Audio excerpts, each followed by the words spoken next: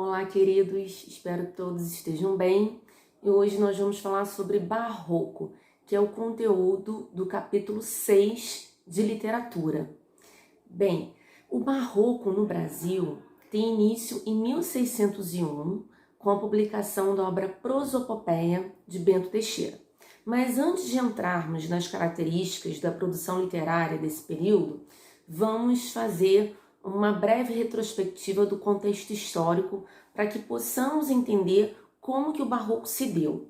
Bem, vocês devem lembrar que estudamos há pouco tempo a Reforma Protestante, que foi a contestação dos dogmas da Igreja Católica. Como resposta, a Igreja Católica fez a Contra-Reforma e acabou endurecendo bastante os seus dogmas, o que ela pregava. Dentre esse endurecimento, dentre as características desse endurecimento, tivemos, por exemplo, o Index, que foi a lista dos livros proibidos. Além disso, vocês sabem, né, vários exemplares foram queimados e pessoas passaram a ser perseguidas. Bem, o que isso tem a ver, afinal de contas, com o Barroco, Fernanda? Nós estamos agora no Brasil, agora um outro país, não estamos mais na Europa. Bom, tudo a ver. Por quê?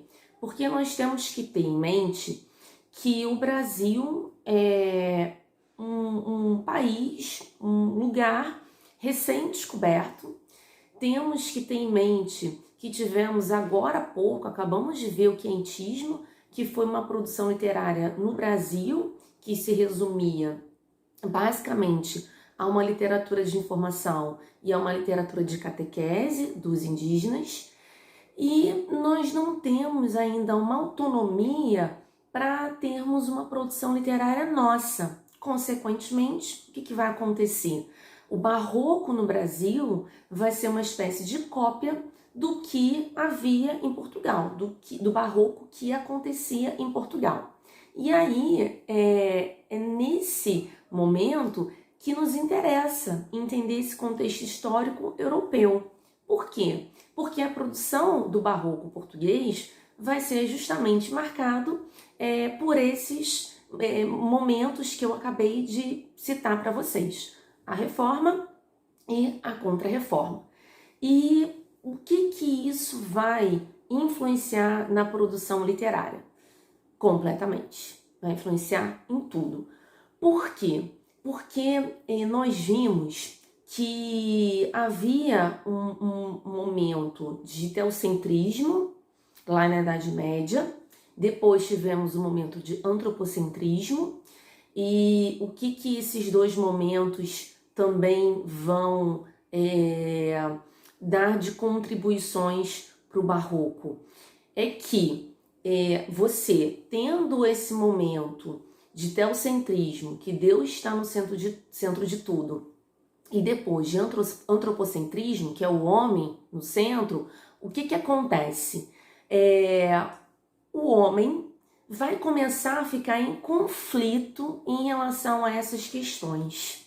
Então, quer dizer, todo esse contexto da reforma, da contra-reforma, ter fé, ter razão, o que vai, afinal de contas, prevalecer? O que vai se sobrepor? Então, o homem europeu, e aí nesse caso, mais especificamente, o homem português em Portugal, vai entrar em conflito devido a essas questões que vieram sendo construídas ao longo dos séculos. Então, nesse momento, o que vai acontecer? A produção literária vai justamente refletir esse momento de conflito.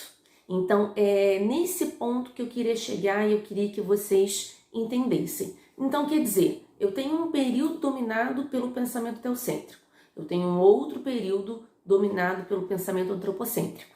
E agora, qual dessas duas tendências eu devo seguir? A fé ou a razão? Então, isso vai pautar a produção literária do Barroco. E aí vai pautar a produção literária do Barroco português e, consequentemente, do Barroco aqui no Brasil também.